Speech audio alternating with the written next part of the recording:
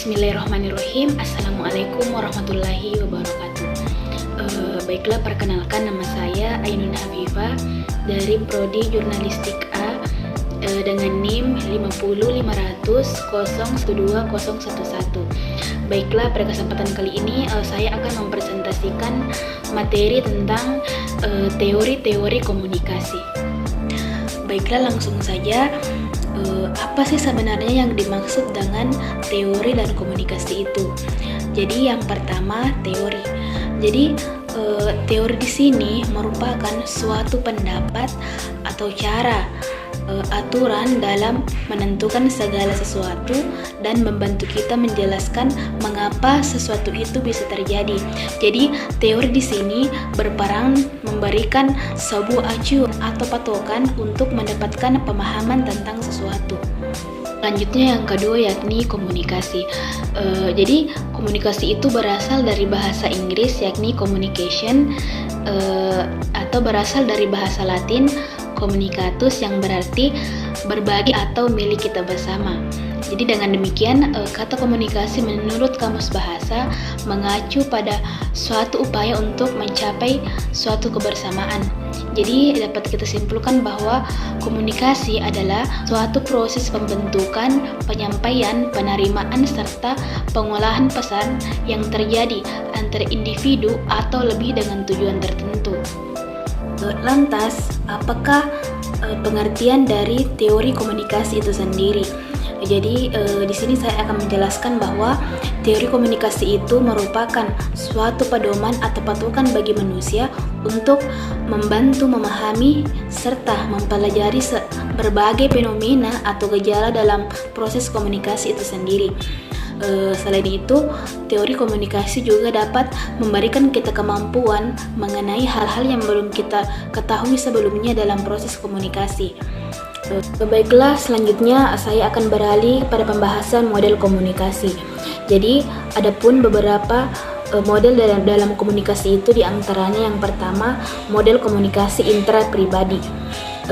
Jadi, proses pengolahan dan penyusunan informasinya itu dapat dilakukan melalui sistem syaraf dalam otak yang disebabkan oleh stimulus yang ditangkap oleh panca indera.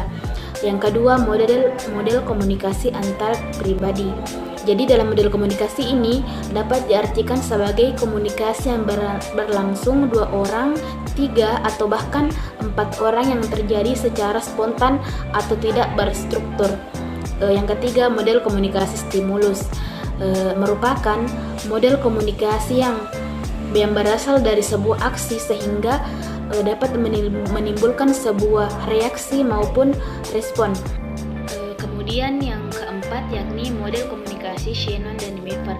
Jadi dalam penjelasan Shannon dan Weaver ini mengatakan bahwa komunikasi merupakan informasi sebagai pesan yang mana ditransmisikan dalam bentuk pesan kepada penerima atau dapat kita katakan sebagai receiver untuk mencapai sebuah tujuan komunikasi tertentu yang dalam prosesnya memiliki kemungkinan terjadinya noise atau sebuah gangguan.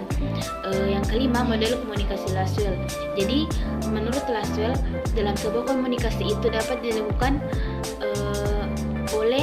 dilakukan diantaranya kepada siapa, apa yang ia katakan, melalui apa, kepada siapa, dan yang terakhir apa efek yang kemudian akan ditimbulkan oleh proses komunikasi tersebut.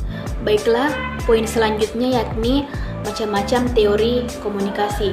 Yakni adapun macam-macam teori tersebut yakni yang pertama, teori-teori umum, teori-teori fungsional dan struktural, teori kritis, teori imperatif, teori konvensional dan interaksional, dan yang terakhir yakni teori behavioral dan teori kognitif. Next, pembahasan selanjutnya yakni teori kontekstual komunikasi.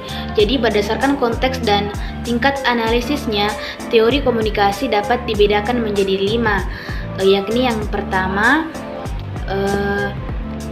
teori intrapersonal communication.